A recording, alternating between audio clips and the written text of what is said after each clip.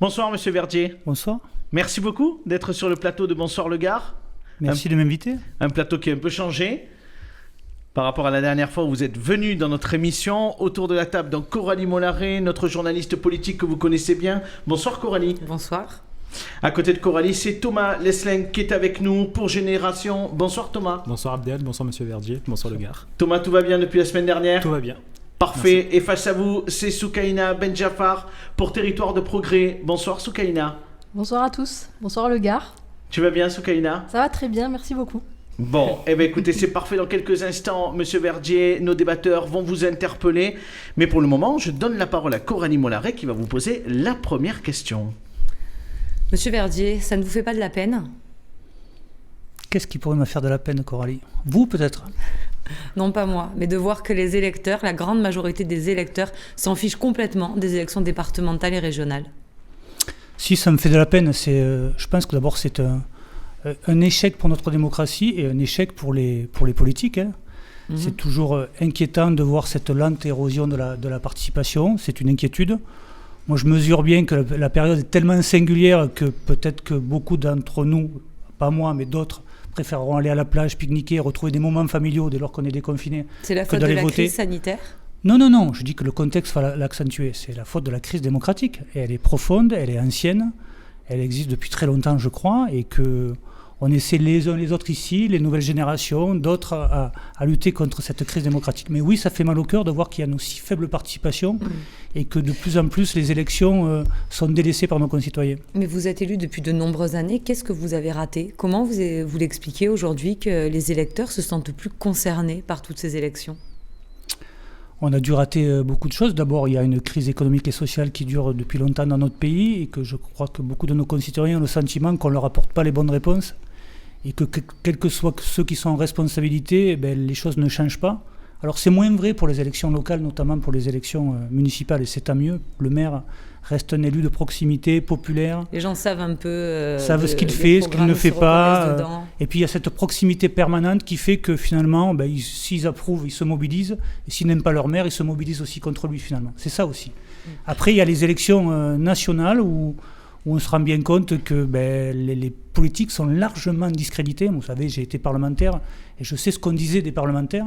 Les explications sont multiples, la crise économique et sociale, peut-être une crise de représentation, peut-être aussi des nouvelles formes qu'il faut inventer pour davantage faire participer nos concitoyens, mais je ne pense pas qu'à une émission on réglera le problème. On va donner la parole à Thomas qui va poser sa première question. Oui, Monsieur Verdier, vous êtes premier adjoint à Uzès, président de la communauté de communes du pays d'Uzès, conseiller régional d'Occitanie et président du centre de gestion du Gard.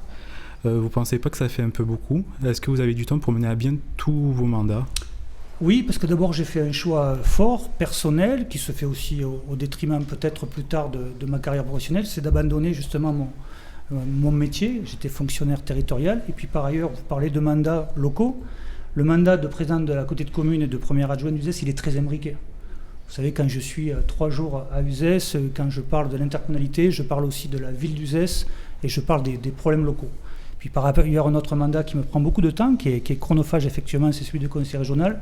Et celui de centre de gestion, pour être très transparent, c'est une organisation, j'y vais tous les jeudis matins.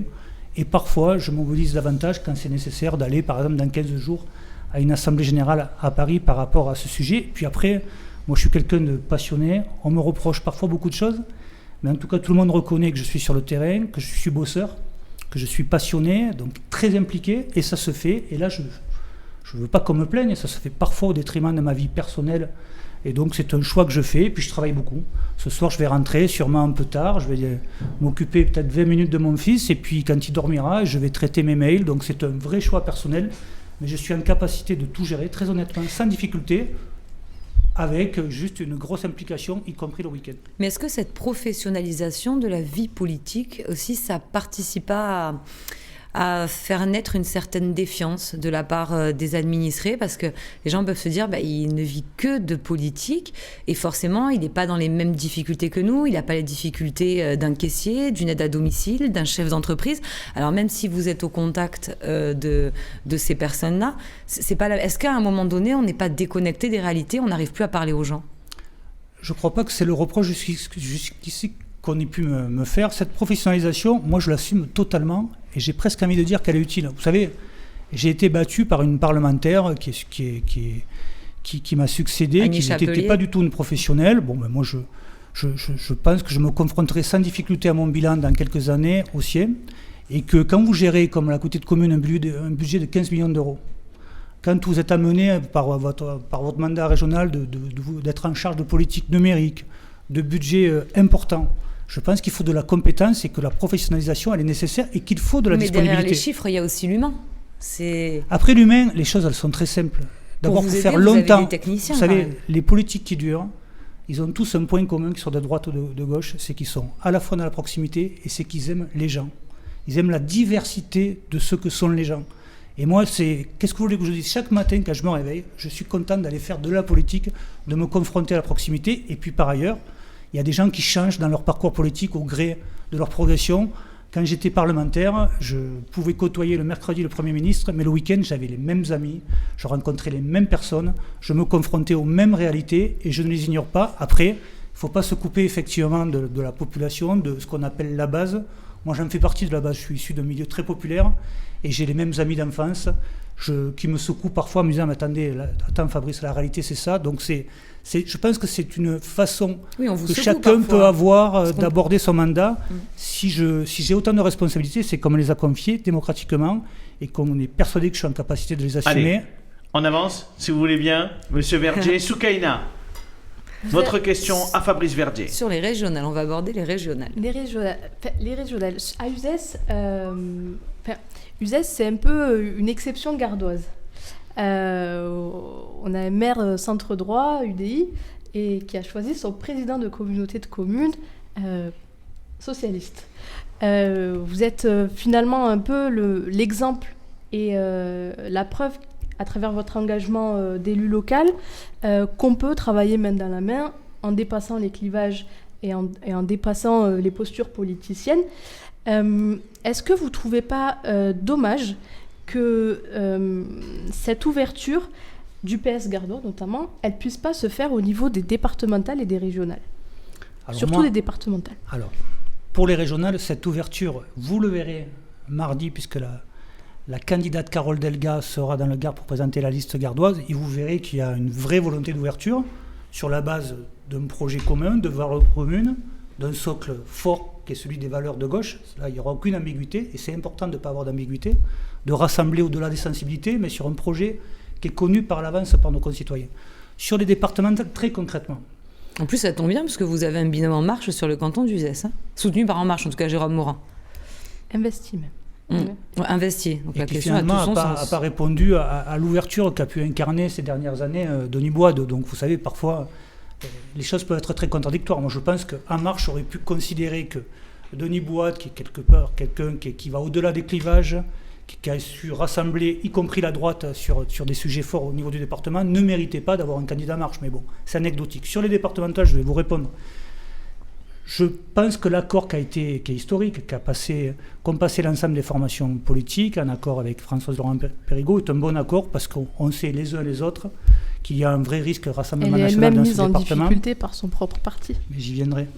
Je pense qu'elle a accepté d'être hors accord pour que tout se fasse. Et donc c'est un bon accord d'union de la gauche qui permettra, sur la base d'un projet qui est celui de Françoise Laurent-Périgot et des partis de gauche, d'être en capacité d'être au moins présent au second tour. Après, vous allez me parler, parce que c'est le sujet, de cantons, où d'ailleurs j'ai des amis qui sont candidats et qui ne sont pas dans cet accord, Rémi Nicolas et Robert Crost.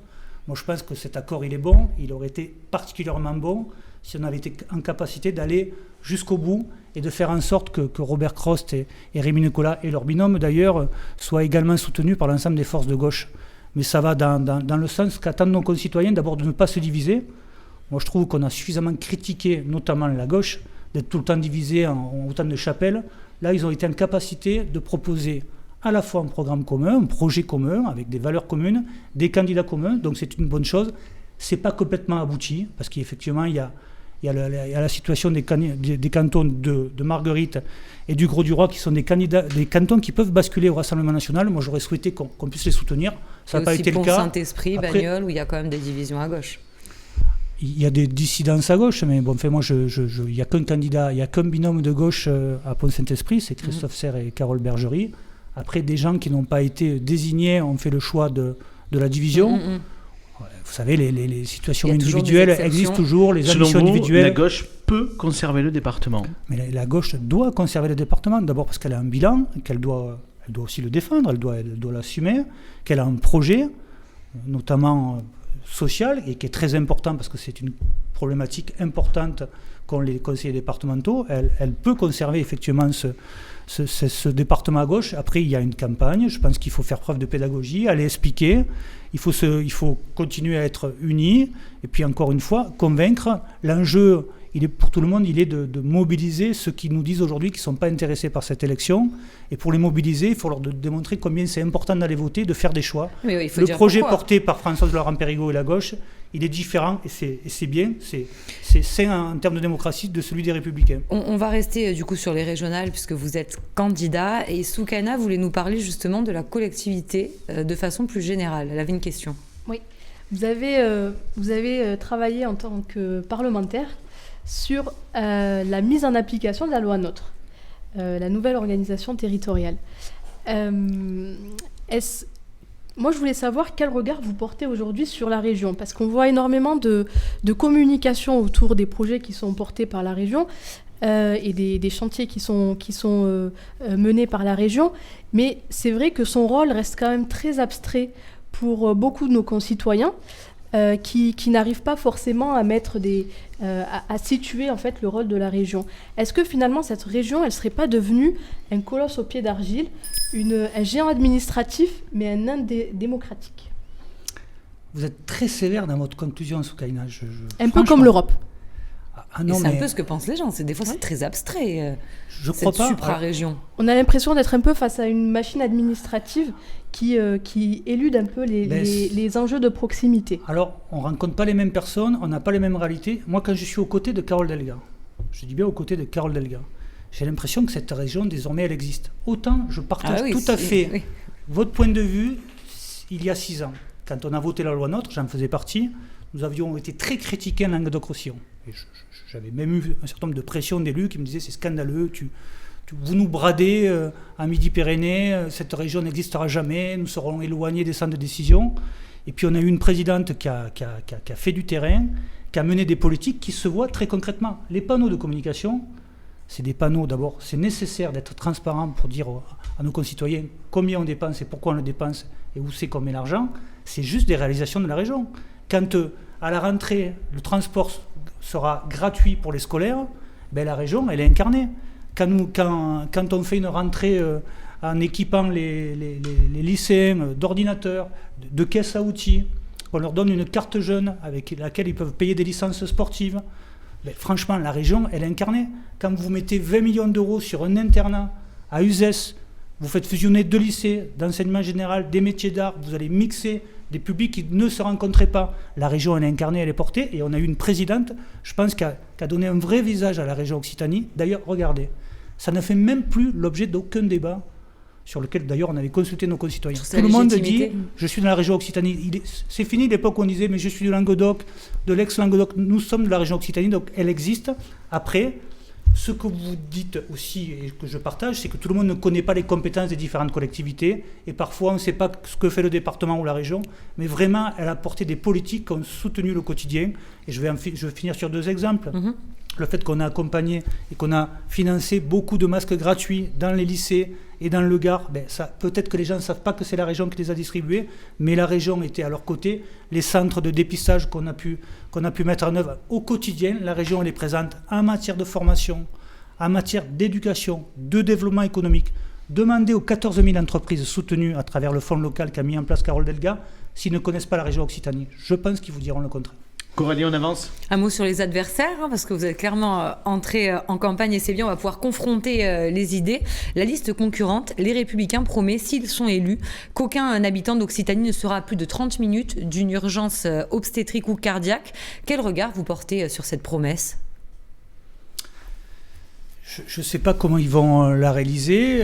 Je pense qu'ils ont raison de fixer cet objectif et que quelque part, d'abord ça relève de la responsabilité de l'État à travers l'offre qu'on peut avoir de soins. Sur La l'obstétrique, région n'a pas du tout de compétences en termes de santé ? on accompagne le financement des hôpitaux notamment, et on a des propositions en matière de santé d'ailleurs qui sont faites, qui sont, à mon sens, je vais un peu les égratigner, un peu moins démagogiques. C'est d'abord, on va recruter 2000 médecins et infirmiers pour justement aller dans les zones, notamment rurales ou dans les quartiers où l'offre médicale de premier niveau n'est pas servie, n'est pas offerte. Ça, c'est un projet pour les 5 ans à venir. C'est un projet pour si les 5 ans à venir. On va agir en matière de santé. Vous les embauchez, les personnels ? On va les embaucher, effectivement. C'est une volonté. On a le directeur du SAMU de Toulouse qui va s'occuper de ces questions de santé. C'est une annonce qu'a faite la présidente Delga. La santé va être un élément important. La présidente Delga avait d'ailleurs demandé au gouvernement qu'on puisse avoir beaucoup plus de compétences en matière de santé. Et d'ailleurs, la crise sanitaire l'a démontré. Je pense que une des difficultés qu'a notre pays par rapport au déficit démocratique dont vous parliez, c'est qu'on manque de décentralisation, tout est trop vertical. En matière de santé, s'il n'y avait pas eu les collectivités pour faire des centres de vaccination, ça n'aurait pas fonctionné. Donc, 2000 médecins et infirmiers recrutés. Dans le Gard, on sait ou pas combien on aurait ? Non, ça, la déclinaison. Pourquoi on ne le sait pas ? Parce qu'elle se fera en fonction des territoires et des besoins. On va, par exemple, et c'est important, à travers les opérateurs classiques, la Croix-Rouge et d'autres, faire en sorte que chaque lycéen ait une journée de formation premier secours gratuite pour être à même d'avoir une capacité à répondre aux questions de premier secours. Voilà, encore une santé. On va aussi travailler sur le sport santé, parce que le sport et la santé vont de pair, donc travailler sur la prévention. Donc on va avoir une politique de santé, mais c'est vrai qu'on ne va pas traiter que ces questions d'obstétrique et de cardiologie. 2 petites questions rapides avant d'aborder la question de la liste avec Thomas. Juste au niveau de la sécurisation des lycées, c'est un thème de campagne notamment à droite, puisqu'ils disent que il y a du trafic aux portes des lycées et qu'il faut absolument sécuriser. Quel est votre regard sur cette mesure ou cette volonté plutôt pour l'instant politique ? Et est-ce que la gauche va s'occuper aussi de la sécurité ? Mais Carole Delga, Kamel Chibli qui était en charge de ces questions, et la gauche s'occupe déjà de ces questions, puisque dès lors que les proviseurs nous ont sollicité pour avoir de la vidéoprotection, on l'a mise en place. Pour nous, c'est pas un sujet. Il y a de la vidéoprotection sur tous les lycées La par contre, après, là où il faut être sérieux, et je sais que Christophe Rivenc peut l'être, parce qu'il a aussi une vraie expertise, c'est que quand vous faites de la vidéoprotection, je le connais très bien, bien sûr, parce que, vous savez, on est amené à travailler, les élus, ensemble, heureusement d'ailleurs pour notre territoire. Mais la vidéoprotection hors-delà des murs de la région, donc dès qu'on est dans l'espace public, elle relève d'un certain nombre d'autorisations préfectorales et elle doit se faire en lien avec les collectivités locales. Donc si par exemple au lycée Jean-Baptiste Dumas à Alès, Christophe Rivenc vient nous solliciter pour mettre de la vidéoprotection à l'entrée du lycée, on sera à ses côtés sans problème. C'est les collectivités locales qui doivent vous demander. Quand on est sur le domaine public de la commune, c'est la collectivité locale qui porte ça. La vidéoprotection, elle est soumise à un certain nombre d'encadrements, notamment pour préserver les libertés publiques. Et donc, vous ne pouvez pas mettre des caméras dans n'importe quelle condition, sinon on serait filmé de partout. Et c'est vos données, personne n'a à connaître votre vie privée. On passera le message à Christophe Rivenc. On donne la parole tout de suite à Thomas pour sa dernière question. Oui, donc Monsieur Verdier, vous êtes conseiller régional d'Occitanie sortant, vous représentez avec Carole Delga. Vous étiez pressenti pour être tête de liste dans le Gard. A priori, on partirait plus sur Amal Couvreur ou Jean-Luc Gibelin. Lors des municipales de 2020, vous êtes allié au maire de droite d'Uzès pour devenir son premier adjoint et président de la communauté de communes du pays d'Uzès.